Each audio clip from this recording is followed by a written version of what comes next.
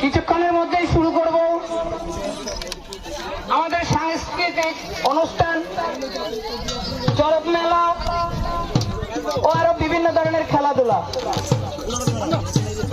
তাই সকল ভক্ত মায়েদের বলছি,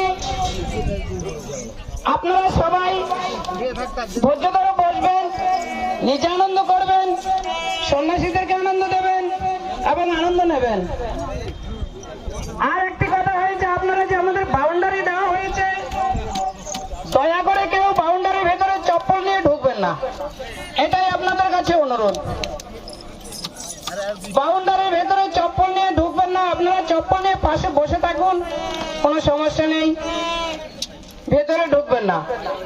যদি কেউ হাঁস এখানে ছাড়েন, আপনারা হাঁস গাছের গোড়া থেকে প্রণাম করিয়ে নিয়ে এখানে গাছ রাখার পুকুর আছে, সেই পুকুরে ছেড়ে দেবেন।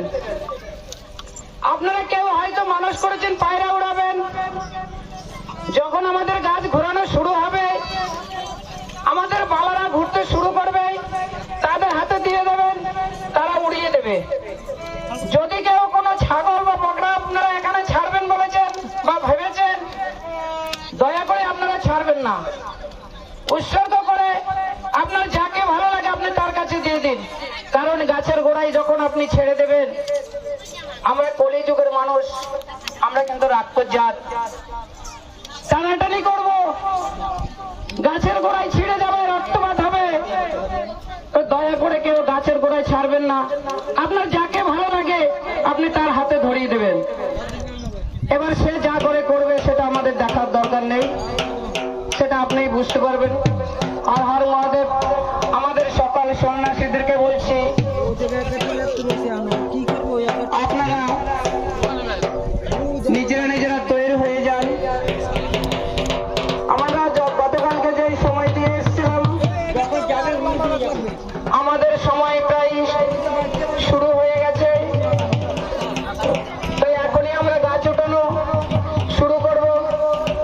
হয়তো সকল ভক্তরা জানেন, প্রত্যেক বছর আমি গাছ না উঠি আগে বটতলায় গিয়ে পিঠে মা ভবানীকে নিয়ে গাড়ি টেনে নিয়ে আসি। তো দুঃখের বিষয়, এবছর আমি আগে সেটা করছি না।